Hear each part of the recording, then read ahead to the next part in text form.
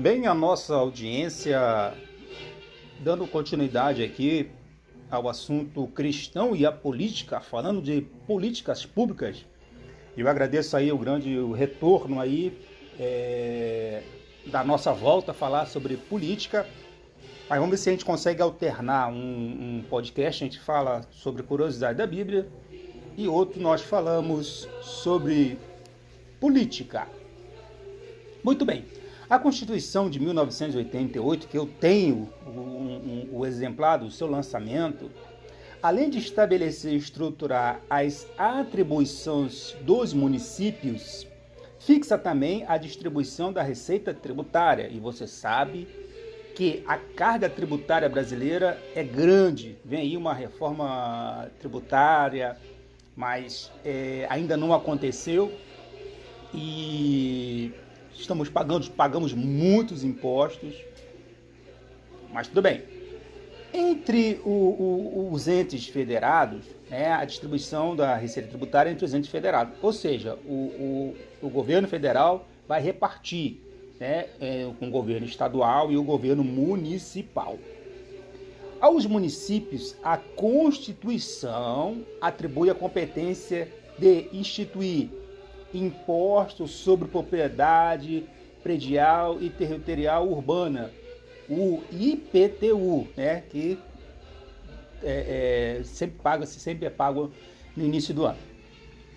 Também o imposto sobre transmissão de bens intervivos, é o ITBI, compra e venda de imóveis. Você já paga tanto imposto, aí você vai comprar um imóvel e ainda tem que pagar o ITBI, mas tudo bem. Imposto sobre serviços, é o famoso ISS, e imposto sobre vendas e varejo de combustíveis líquidos e gasosos. Nome bonito, né? O tributo que não é bonito, que é o IVV. Os tributos federais e estaduais são compartilhados com os municípios, já falamos sobre isso. A outra fonte dos municípios são os convênios, por exemplo, o convênio Fundo Nacional de Saúde, FNS, e o Fundo de Educação Básica, o Fundeb. A palavra democracia tem sua origem na Grécia Antiga. Demo, povo, e cracia, governo, no dia 25 de outubro, segundo a doutora e professora Maria José Azevedo, comemora-se o Dia da Democracia.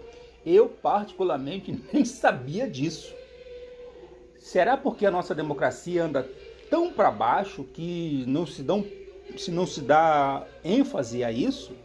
Eu, particularmente, não sabia. E você, sabia que no dia 25 de outubro é comemorado o Dia da Democracia? Deixa aí nos comentários. Poderes básicos, Segundo a Constituição, no seu artigo 14, o povo exercendo a democracia direta através de alguns instrumentos. Primeiro, plebiscito. O que é um plebiscito? Vamos responder esta palavra. O plebiscito é a proposição levada diretamente para a decisão do eleitor. Já aconteceram alguns plebiscitos no Brasil.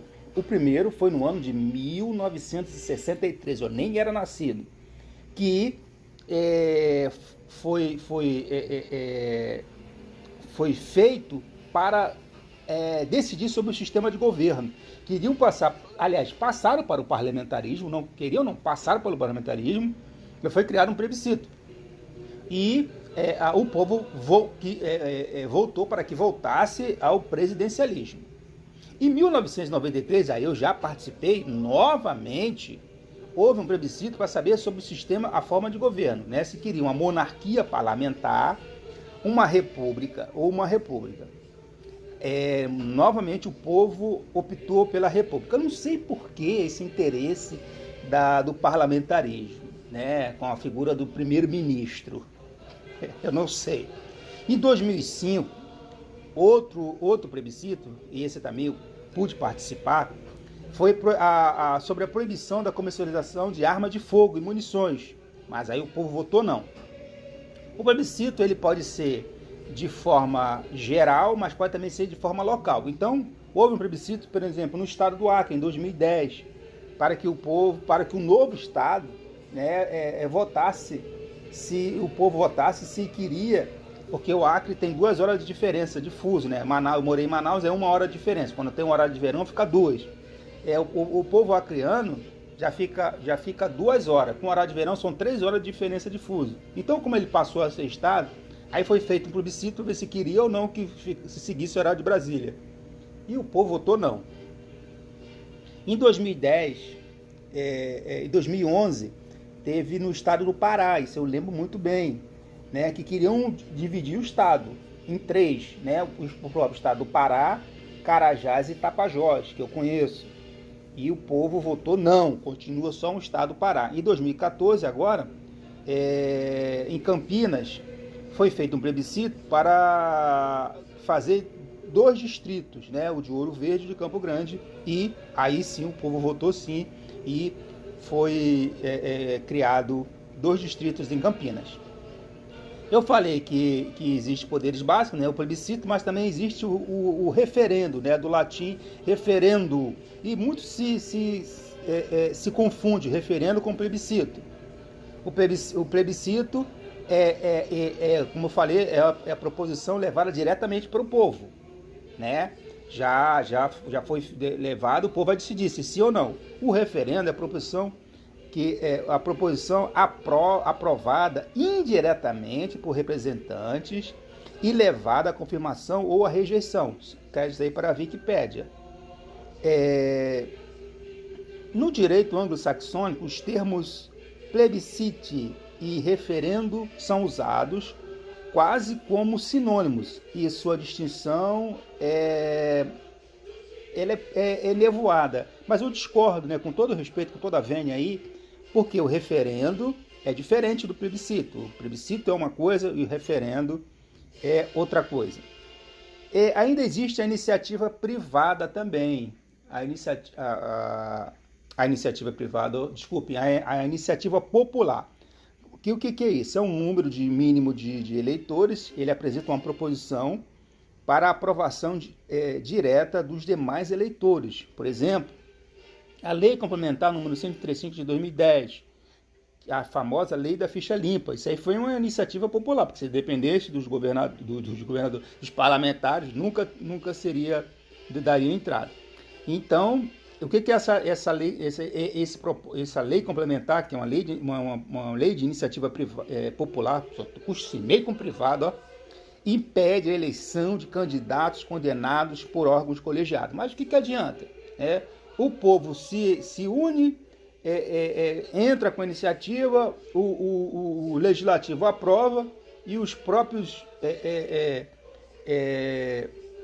juízes, aqueles que têm que dar a chancela, encontram artifícios para que pessoas condenadas possam concorrer, né? Desculpe aí o desabafo.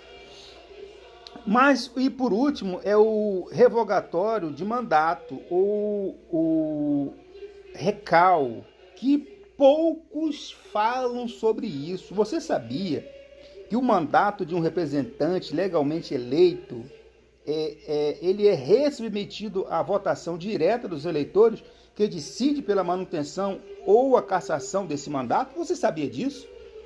Se o povo soubesse dessa lei, e essa lei ela não é falada, eu não vejo nenhum deputado, nenhum senador falando sobre isso, que o povo tem o poder de fazer o recal, né, dos políticos.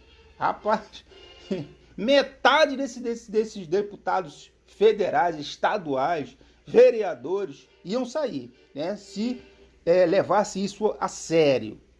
Esse recal, ele não é um impeachment, né? Como dizia um antigo deputado federal, impeachment. Ele é diferente, porque o impeachment ele é iniciado por um órgão constitucional, ou seja, é o legislativo que promove o impeachment. Bem, eu sou o obreiro Everaldo Filho e esse foi um podcast na sua segunda parte falando sobre políticas públicas.